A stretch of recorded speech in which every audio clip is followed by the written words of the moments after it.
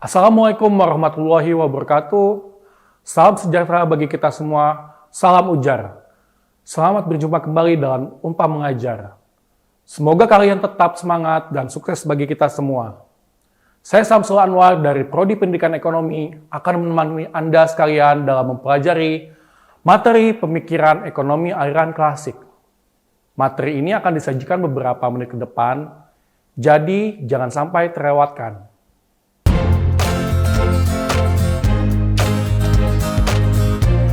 Kawan-kawan mahasiswa, pada pertemuan kali ini, materi utama yang akan kita pelajari adalah bagaimana sejarah munculnya aliran klasik. Siapa saja tokoh-tokoh aliran klasik itu sendiri, dan pemikiran apa yang telah mereka kemukakan. Seperti yang telah kita ketahui, kaum merkantilis percaya bahwa ekonomi dunia kekayaannya tetap, sehingga suatu negara hanya dapat berkembang dengan mengorbankan negara lain.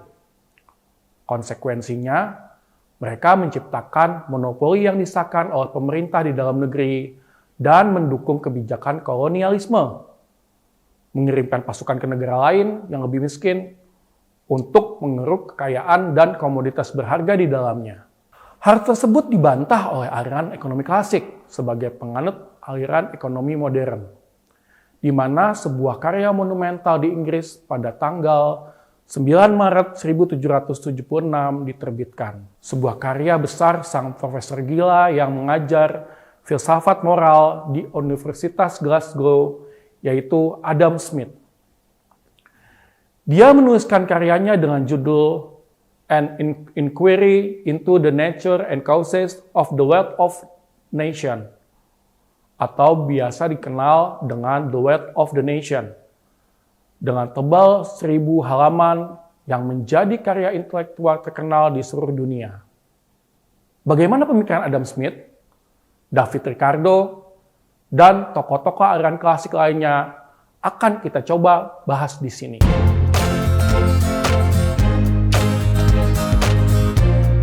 Kawan-kawan mahasiswa, menurut sistem merkantilis yang sudah mapan, kekayaan hanya terdiri dari uang, yang pada waktu itu berarti emas dan perak. Tujuan utama dari setiap bangsa adalah mengumpulkan emas dan perak secara agresif dan menghalalkan segala cara untuk melakukannya. Dalam buku The Wealth of Nation, Adam Smith mengatakan bahwa persoalan utama yang selalu kita jumpai untuk mengumpulkan uang. Mari kita menuju pada munculnya ekonomi modern. Pada tahun 1776 dapat dikatakan sebagai tahun munculnya ekonomi modern, yaitu pertama kalinya muncul secercah harapan bagi masyarakat setelah berabad-abad sejak zaman Romawi hingga abad Renaissance, di mana manusia berjuang bertahan hidup dengan memeras keringat dan seringkali terpaksa membawa pulang hasil yang hanya cukup untuk bertahan hidup hari itu saja. Manusia terus-menerus berjuang mempertahankan dirinya melawan kematian dini, penyakit, kelaparan, perang, dan kemiskinan.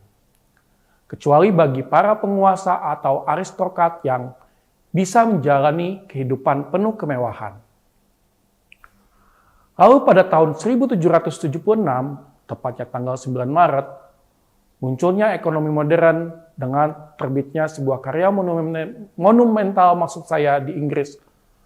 Sebuah karya besar sang profesor gila yang mengajar filsafat moral di Universitas Glasgow, yaitu Adam Smith. Dia menuliskan karyanya dengan judul An Inquiry into the Nature and Causes of the Wealth of Nation, atau biasa lebih dikenal dengan The Wealth of the Nation. The Wealth of the Nation menawarkan pembebasan kelas pekerja. Oleh sebab itu, The Wealth of the Nation lebih tepatnya dapat dikatakan sebagai deklarasi kebebasan ekonomi. Apa konsep utama pemikiran klasik? Mazhab klasik muncul pada kisaran tahun 1780 sampai 1850. Pemikiran aliran klasik ini bisa dianggap sebagai dasar munculnya ekonomi kapitalis. di mana campur tangan pemerintah hanya sebagian kecil pada kepentingan negara atau pemerintahan. Pada dasarnya, pemikiran ekonomi klasik menganjurkan kebebasan alamiah, freedom atau liberalisme, kepentingan diri, self of interest, dan persaingan yaitu competition. Asas pengaturan kehidupan perekonomian didasarkan pada mekanisme pasar. Di sini Adam Smith menjelaskan tentang konsep invisible hands. Secara ringkas, esensi model ekonomi klasik yang dikembangkan oleh Adam Smith dan tokoh-tokoh klasik lainnya dari generasi ke generasi terdiri dari 4 prinsip umum, yaitu pertama, penghematan, kerja keras, kepentingan diri yang baik, dan kedermawanan terhadap orang lain adalah kebajikan, dan karena itu harus didukung. Kedua, pemerintah harus membatasi kegiatannya pada pengaturan, keadilan, memperkuat hal milik private, dan mempertahankan negara dari serangan asing. Ketiga, di bidang ekonomi, negara harus mengadopsi kebijakan laissez-faire, non-intervensi, perdagangan bebas, pajak rendah, dan birokrasi minimal. Standar klasik emas atau perak akan mencegah negara mendepresiasi mata uang dan akan menghasilkan lingkungan moneter yang stabil di mana ekonomi bisa berkembang. Beberapa tokoh lain yang mendukung pemikiran klasik Adam Smith adalah Jean-Baptiste Say, David Ricardo, dan Thomas Robert Malthus.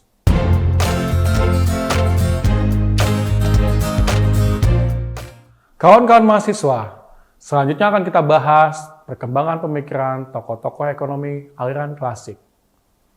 Tokoh pertama adalah Adam Smith. Adam Smith adalah seorang pemikir besar dan ilmuwan yang lahir di bulan Juni tahun 1723.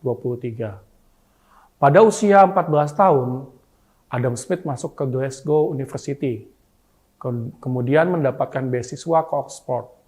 Di sana dia belajar sastra Yunani dan Latin klasik, sastra Inggris, dan Prancis, seni serta filsafat. Setelah lulus, dia menjadi profesor filsafat moral di Universitas Glasgow antara tahun 1751 sampai 1763. Salah satu hasil karya pemikirannya saat di Prancis yang melalui proses penelitian yang cukup panjang adalah The Wealth of Nations, yang sangat fenomenal hingga saat ini. The Wealth of Nations menawarkan pembebasan kelas pekerja. Oleh sebab itu, The Wealth of Nations lebih tepatnya dapat dikatakan seperti deklarasi kebebasan ekonomi. Dan karya itu kemudian mengalami beberapa cetak ulang dan diterjemahkan ke bahasa-bahasa asing lainnya. Setelah publikasi hasil karyanya tersebut, Adam Smith diangkat menjadi komisioner pabean di Edinburgh dan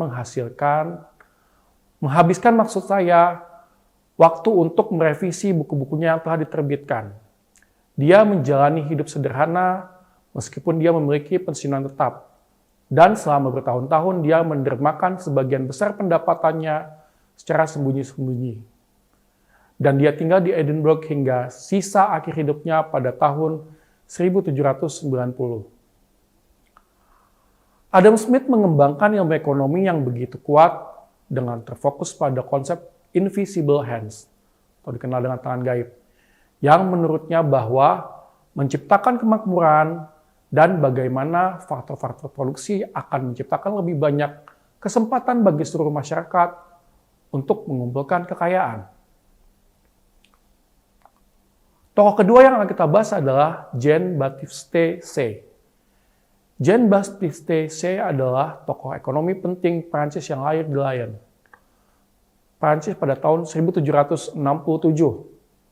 Tepat di usia 9 tahun setelah The Wealth of Nations dicetak, Saya berasal dari keluarga Protestan di Prancis Selatan yang pindah ke Jenewa dan kemudian menetap di Paris. Pada tahun 1799, saat saya menginjak usia ke-32 tahun, dia menjadi anggota Tribunat Napoleon, di mana saat itu Napoleon adalah diktator yang haus kekuasaan dengan menentang kebijakan laissez-faire, dan karenanya kemudian mengeluarkan Say dari Tribunat pada tahun 1806.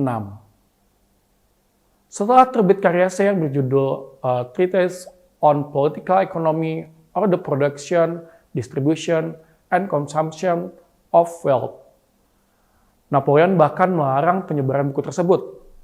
Namun, meskipun Napoleon melarang penyebaran buku tersebut, pada kenyataannya, edisi pertama buku tersebut yang diterbitkan pada tahun 1803 naik cetak hingga edisi keempat. Buku Say mulai diterjemahkan ke dalam bahasa Inggris pada tahun 1821 dan dianggap lebih ringkas, jelas, dan lebih baik daripada The Wealth of Nations Adam Smith. Dan kemudian menjadi populer di Amerika Serikat hingga tahun 1880. Pada usia ke-65, Say dikenal sebagai ekonom yang hidup di masa-masa sulit. Dia menyaksikan revolusi Amerika dan Prancis, kekuasaan politik Napoleon, dan hidup di awal revolusi industri. Say meninggal pada tahun 1832 di Prancis pada usia 65 tahun. Say adalah pendukung utama pemikiran Adam Smith tentang sistem ekonomi, kebebasan alamiah, dan pembatasan campur tangan pemerintah. Dan juga sependapat dengan konsep kapitalisme laissez-faire. Bahkan, analisis Say dianggap lebih mendalam daripada Adam Smith dan David Ricardo. Bahkan Say membangun landasan baru dalam memberikan kontribusi pemikiran ekonomi klasik. Adapun kontribusi Say adalah sebagai berikut. 1. Say berhasil membuat penemuan penting, yaitu produksi adalah penyebab konsumsi. Atau dengan kata lain, output yang meningkat akan memperbesar pengeluaran konsumen. Secara ringkas, menurut hukum Say dapat disimpulkan sebagai berikut. Pertama, sebuah negara tidak dapat memiliki terlalu banyak kapital atau modal. Kedua, investasi adalah bagian terpenting untuk pertumbuhan ekonomi. Ketiga, konsumsi bukan hanya tidak menambah kekayaan, tetapi juga menghambat penambahan kekayaan. Keempat, permintaan disebabkan karena adanya produksi. Kelima, kekurangan permintaan bukan penyebab gangguan perekonomian. Karena gangguan perekonomian ada dikarenakan barang yang tidak diproduksi dalam proporsi yang tepat.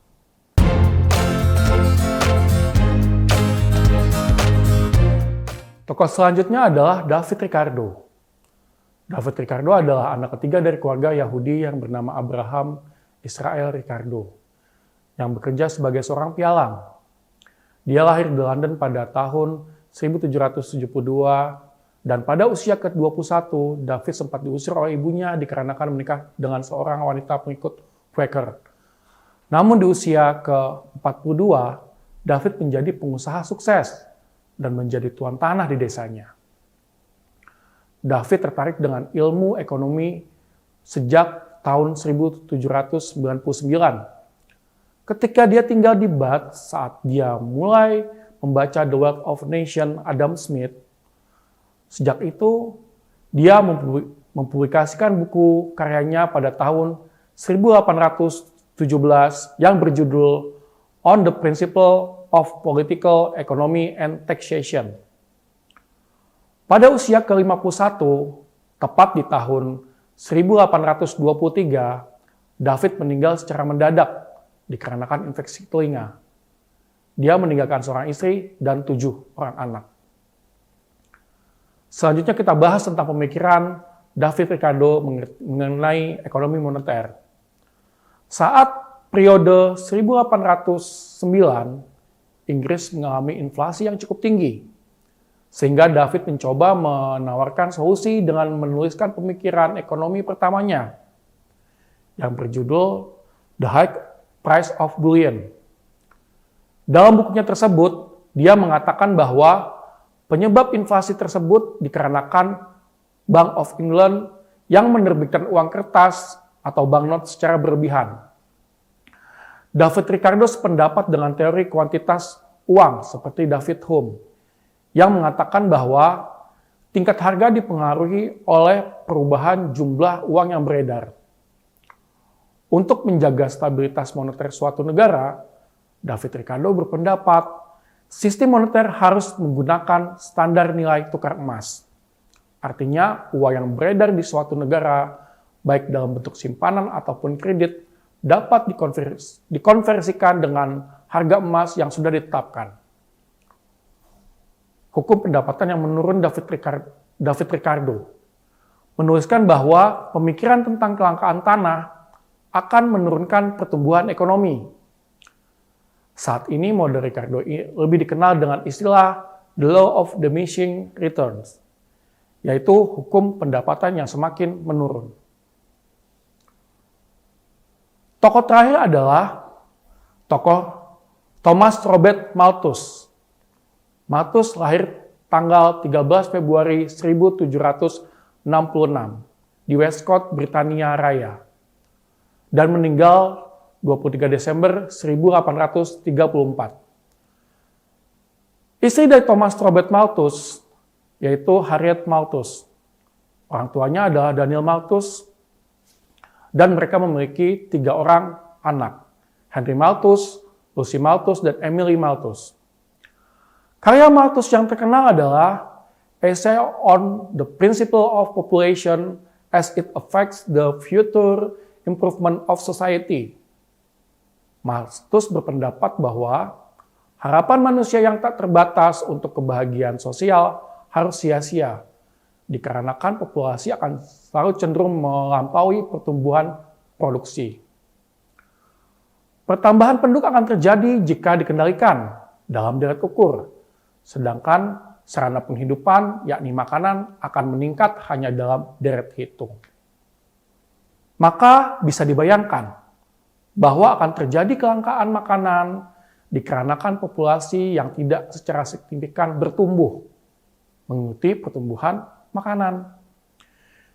Di dalam buku Thomas Malthus, Principle of Political Economy yang diterbitkan pada tahun 1820, memiliki beberapa saran untuk meningkatkan pembangunan ekonomi, yaitu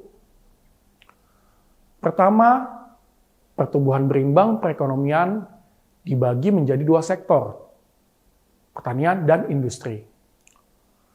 Kemajuan teknologi pada kedua sektor yang membawa pada pembangunan ekonomi.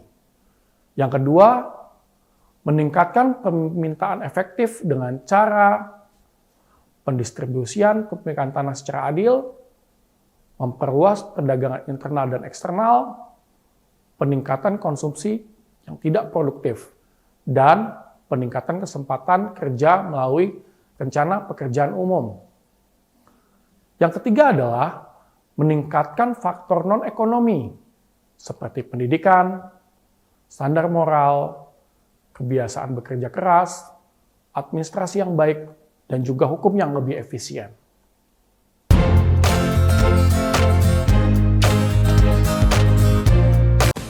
Alur pelayanan vaksinasi COVID-19 2 meja.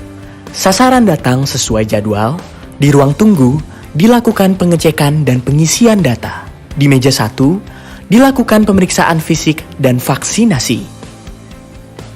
Di meja 2, pencatatan dan observasi selama 15 menit. Ayo ikut vaksinasi COVID-19, aman dan berkualitas.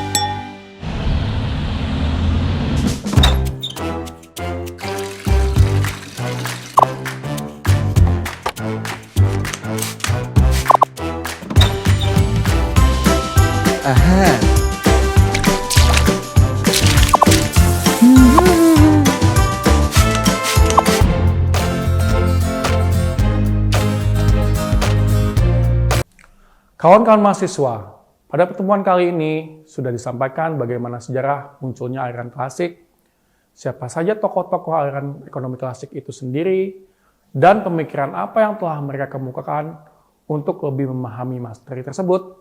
Coba kita diskusikan pertanyaan berikut ini. Pertama, seberapa jauh peran pemikiran ekonomi aliran klasik dalam membentuk perkembangan ekonomi modern di dunia? Kedua, berikan penjelasan mengenai teori Invisible Hands Adam Smith.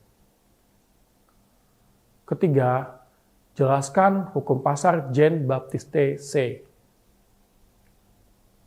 4. Jelaskan hukum pendapatan menurun dari David Ricardo. Silakan kawan-kawan diskusikan bersama.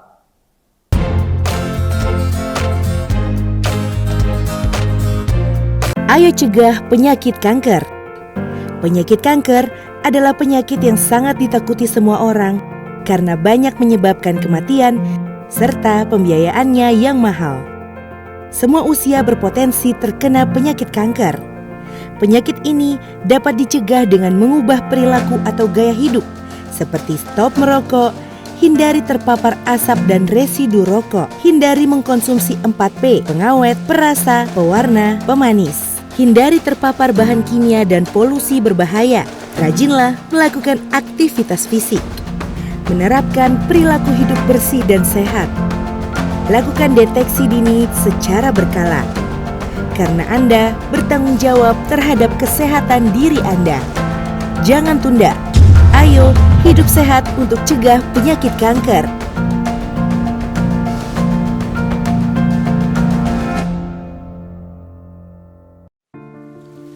Jutaan manusia telah dan masih berjuang melawan COVID-19 di Indonesia. Banyak yang selamat, tapi ada yang meninggalkan kita. Bukan untuk menunggu giliran, tapi bagaimana untuk terus bertahan, menjaga kesehatan.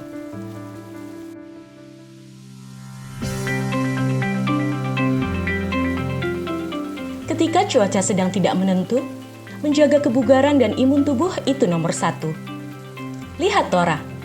Selalu semangat menggapai impian dengan tetap menerapkan protokol kesehatan dimanapun dia berada.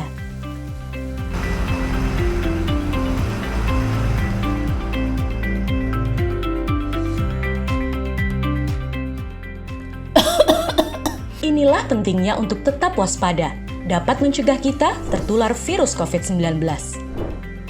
Jurus sakti 3M. Mencuci tangan, memakai masker, dan menjaga jarak. Inilah jurus sakti mencegah penularan COVID-19.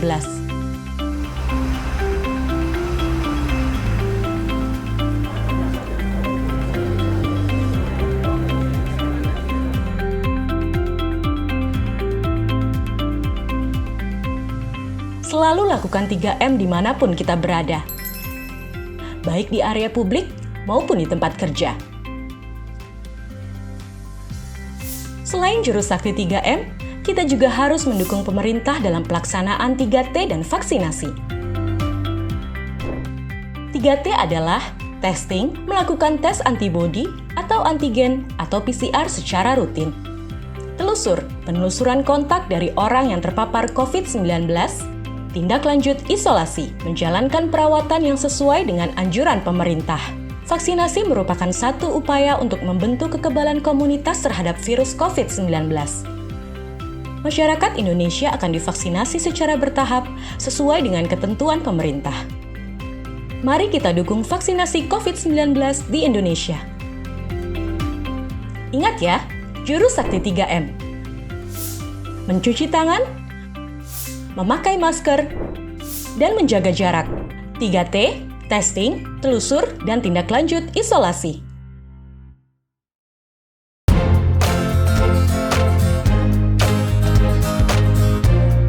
Baiklah kawan-kawan mahasiswa yang saya banggakan, itu tadi penjelasan materi tentang pemikiran teori ekonomi klasik. Dapat disimpulkan bahwa, pertama, pada teori klasik ini lebih menekankan kepada masyarakat atau rakyat yang lebih bisa kreatif dalam mengembangkan perekonomiannya. Karena mereka lebih efisien dan tidak serumit apa yang dikembangkan oleh pemerintah. Kedua, teori klasik tidak mengikutsertakan campur tangan pemerintah.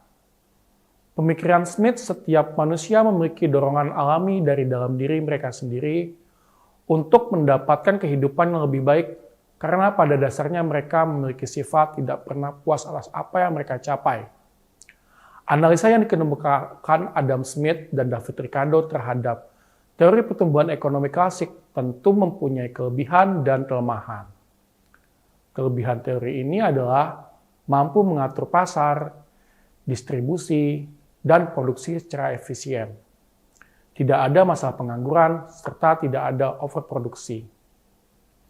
Sedangkan kelemahannya adalah adanya diskriminasi antar masyarakat, persaingan sempurna, tidak ada perkembangan teknologi, serta pertumbuhan ekonomi yang gagal. Ketiga adalah munculnya teori pertumbuhan ekonomi memberikan dampak terhadap perekonomian dunia, khususnya terhadap perekonomian negara yang terbelakang.